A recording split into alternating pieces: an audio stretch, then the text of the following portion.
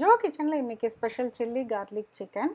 இந்த சிக்கனில் வந்து ரொம்ப ஸ்பெஷலாக என்னென்னா அவ்வளோ வந்து ஒரு டேஸ்டியாக இருந்துச்சு.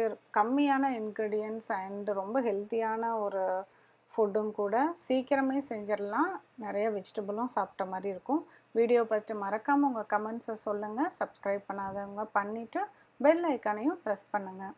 இந்த ரெசிபி செய்கிறதுக்கு நம்மளுக்கு கேப்சிகம் தான் மெயினாக வேணும். இந்த கேப்சிகம் வந்து நீளமாக வந்து கட் பண்ணி வச்சுக்கோங்க. இப்போ நான் வந்து மஞ்சள், ரெட் அண்டு க்ரீன் எல்லா கேப்சிகமும் வந்து எடுத்திருக்கேன். அப்படி கிடைக்கலன்னா ஒரு சிங்கிள் கலர் கூட யூஸ் பண்ணிக்கலாம். சிக்கன் கண்டிப்பாக வந்து போன்லெஸ் சிக்கன் யூஸ் பண்ணுங்கள். போன்லெஸ் சிக்கனையும் நம்ம நீட்ட வாக்கில் கட் பண்ணி வச்சுக்கலாம். இதுக்கு 1 டீஸ்பூன் சில்லி பவுடர், கொஞ்சம் சால்ட், அப்புறம் மிக்சட் ஹெர்ப்ஸ் வந்து கடையில் விற்பாங்க. கண்டிப்பாக இந்த இன்க்ரீடியன்ட் போடுங்க. இதுதான் வந்து மெயின் ஃப்ளேவர். பட் இது வந்து ஒரு 1/2 டீஸ்பூன், 150 கிராம் சிக்கன்னா ஒரு 1/2 டீஸ்பூன் போட்டாலே போதும். இதை எல்லாத்தையும் நல்லா மிக்ஸ் பண்ணிவிட்டு ஒரு 10 to 15 மினிட்ஸ் அப்படியே மூடி வச்சுக்கோங்க. ஃப்ரிட்ஜில் வைக்க தேவையில்லை, வெளியவே வச்சுக்கலாம். இப்போ ஒரு பேனில் 1 டேபிள் ஸ்பூன் பட்டர் போட்டு இந்த மேரினேட் பண்ணி வச்சுருக்க அந்த சிக்கனை போட்டுட்டு அப்படியே ஜஸ்ட் ஒரு தவா ஃப்ரை பண்ணுற மாதிரி பண்ணிக்கலாம்.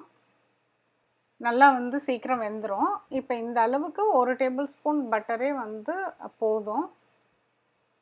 ஸோ இதை வந்து கொஞ்சம் மீடியம் ஃப்ளேமில் வச்சுட்டு நம்ம மூடி வச்சிடலாம். யூஸ்வலாக வந்து தண்ணி ஊற்றி நம்ம சமைக்கிறத விட இப்படி தண்ணி ஊற்றாமல் அப்படியே சமைக்கிறப்ப சீக்கிரமே வந்து வெந்துடும்.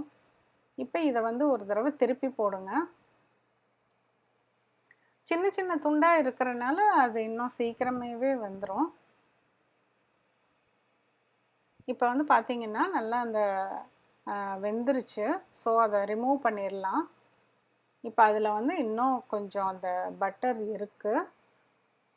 அந்த பட்டர் கூடயே நம்ம வந்து 1 டேபிள் ஸ்பூன் நல்ல பொடியாக நறுக்கின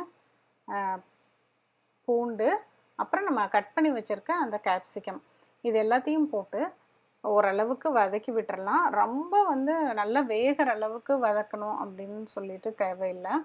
இப்போ இதில் ஒரு 1/2 லெமன் அதோட ஜூஸ் மட்டும் அப்படியே வந்து ஸ்க்வீஸ் பண்ணி அப்படியே புழிஞ்சு விட்டுருங்க மேலே. விட்டுட்டு ஸ்டவ்வை லோ ஃப்ளேமில் வச்சுட்டு இப்போ நம்ம ரெடி பண்ணி வச்சுருக்க சிக்கனை ஆட் பண்ணிக்கலாம். அவ்வளோதான். இதை ஒரு பெரட்டி எடுத்து வச்சுருங்க. சூப்பர் சுவையான சில்லி கார்லிக் சிக்கன் ரெடி ஆயிடுச்சு. கொஞ்சம் கொத்தமல்லி தூவி சர்வ் பண்ணிடுங்க. மீண்டும் ஒரு புதிய ரெசிபியோடு உங்களை சீக்கிரம் சந்திக்கிறேன். தேங்க்யூ.